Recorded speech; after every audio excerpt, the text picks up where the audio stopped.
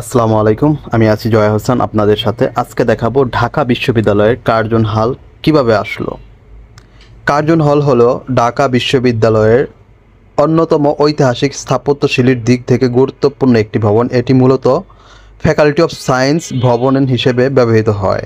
নামকরণ করা হচ্ছে লর্ড কার্জনের নাম অনুসারে। লর্ড কার্জন ছিলেন ব্রিটিশ ভারতের ভাইসরয়।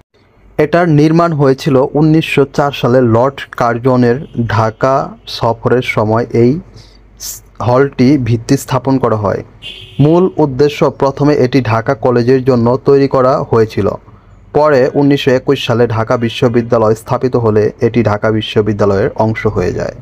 কার্জন হলের স্থাপত্য মুঘল ও ইউরোপিয়ান রেনেসাঁস শৈলীর মিশ্রণ দেখা যায়। লাল ইটের দালান, চমৎকার খোলা বারান্দা, খিলনাযুক্ত প্রবেশপথ এবং সুন্দর বাগান এর সৌন্দর্য বাড়িয়ে তুলেছে। এটি স্থাপত্য শৈলী ও ঐতিহাসিক গুরুত্বের কারণে বাংলাদেশের ঐতিহাসিক স্থাপনা হিসেবে স্বীকৃত। এটার ভূমিকা হচ্ছে এটি বাংলাদেশের ভাষা আন্দোলনের সাথেও গুরুত্বপূর্ণভাবে জড়িত। 1948 সালে বাংলা ভাষাকে রাষ্ট্রভাষা করার দাবিতে ছাত্রদের আন্দোলন এই হল প্রাঙ্গণ থেকেই ছড়িয়ে পড়েছিল।